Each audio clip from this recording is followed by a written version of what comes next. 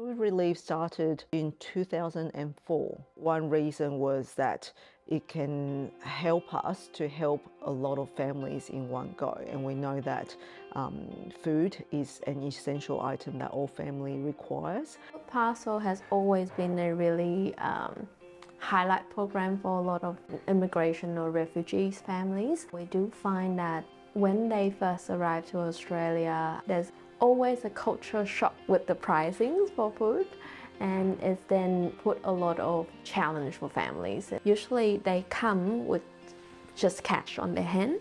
Sometimes it's only $100. Even if you in that process of waiting for the visa, there's quite minimal support available. So that insecurity or that sense of how do I survive for the next day, or how do I make sure my children can eat, is one of the reasons why that Food Parcel has always been the start for many families to come into this foundation support. Tzu Chi does think from their perspective where you don't give them just canned food, but you can actually give them fresh veggie that pick up from the market in the morning, and they are able to make something out of it, and they can fit in their culture element into it as well. This is something very special for a lot of the families.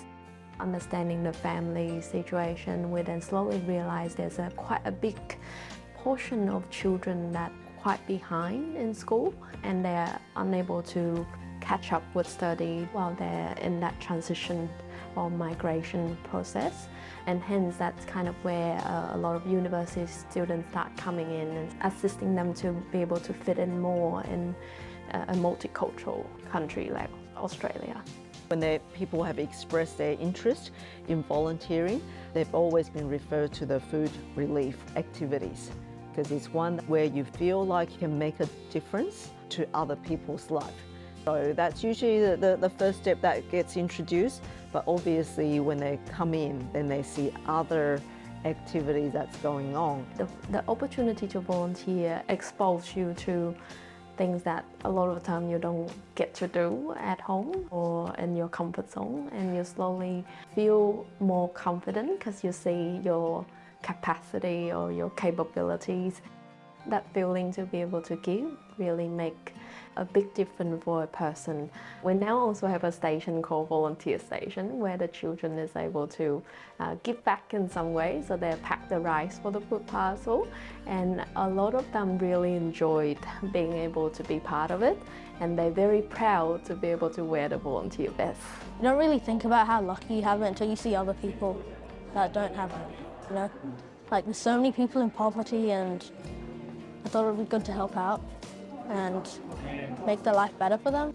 As the leader or the manager of the food services, I kind of learned to know our recipient families very well. Every 3 or 4 months, we have an interview with them, to catch up with them, to make sure that we are still following how they're going and seeing if we can offer them any more assistance. So usually when people settled in Australia, when they start to have jobs, they will be graduated from our program. I've been volunteering for Tzu Chi since I was 15 or 16 years old, so that would make it over 30 years of volunteering with Tzu Chi Foundation. You know, there are different types of giving. At different stage of your life, at certain stage, you can probably only afford to give money-wise. At certain time of your life, it's the time. Everyone can give in different ways.